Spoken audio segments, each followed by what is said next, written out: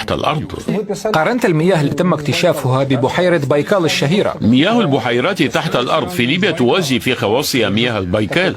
بحيرة بايكال تحت الأرض. نعم، يمكنك أن تتخيل ماذا حدث بعد ذلك. فما هي ليبيا في الواقع؟ إنها بلد يعوم على النفط لكنها محرومة من المياه. لقد جلبوا المياه بالناقلات من أوروبا، ودفع القذافي بالعملة الصعبة لقاء ذلك.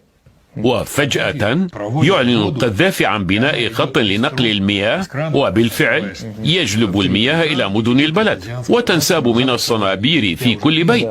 المياه الارتبوازية التي يمكن شربها ببساطة دون تنقية. طبعا توقف القذافي عن شراء الماء بالناقلات من أوروبا، بذلك جلب المصائب لنفسه، أي أن قرار الغرب بضرب القذافي بات محتما، وبدأت محاولة اصطياده. انظر ماذا حدث. كان لديه النفط، وقد أعلن أنه ضاق ذرعا بالمضاربات العالمية بالعقود الآجلة. وقيل إنه أراد بيع النفط بالذهب. نعم، بأسعار عادلة حوالي 60 دولارا للبرميل، وليس أكثر من ذلك. وأعلن موجها كلامه للغربيين بأنهم سماسرة مضاربون. بعد ذلك الماء، لقد امتنع عن شراء الماء من الغرب. لقد كان يشتري تلك المياه بمليارات الدولارات كما سبق وقلنا. وأخيرا بات يتحدث عن أنه سيسك عملة خاصة بإفريقيا كلها قريبا، وسيمول جميع المشاريع الإفريقية عبر بنكه الذي يود إنشاءه مع زعيم جنوب إفريقيا جاكوب زوما. فهل يمكن للغرب أن يترك القذافي يعيش ليحقق كل ذلك؟ هنا يكمن السبب. أما القذافي نفسه فقد كان إنسانا عاقلا، ومن الممتع الحديث معه. كما قال لي القاتل الاقتصادي جون بيركنز أنه في حال فشل مهمة القتلة الاقتصاديين في إقناع بعض الزعماء ليغيروا سياستهم، عندها يأتي دور الجيش ليحل المشكلة.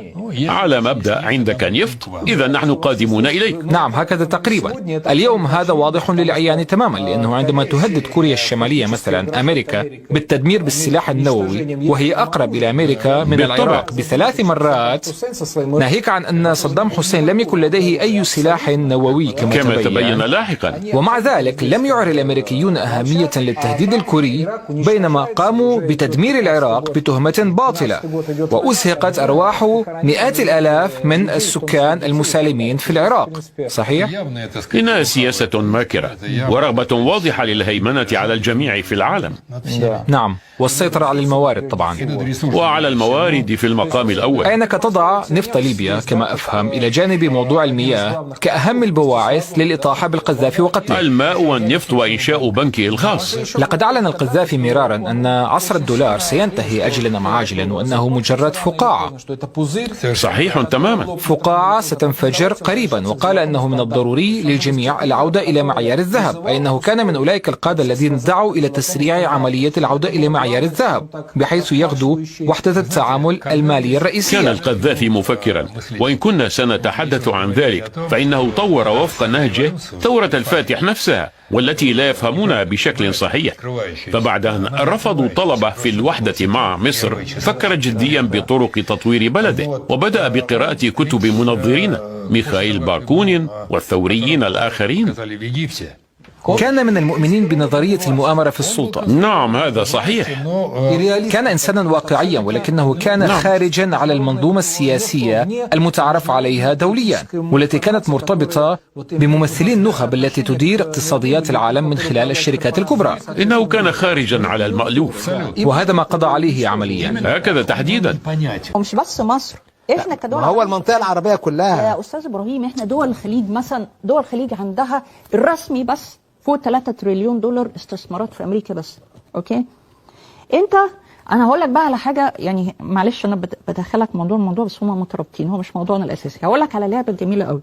هم عاملين يسحبوا البترول بتاع الخليج، أوكي، ويدوهم سندات دولارية في البنوك الأمريكية. أوكي، هم الفترة الجاية هيعملوا على خراب أمريكا.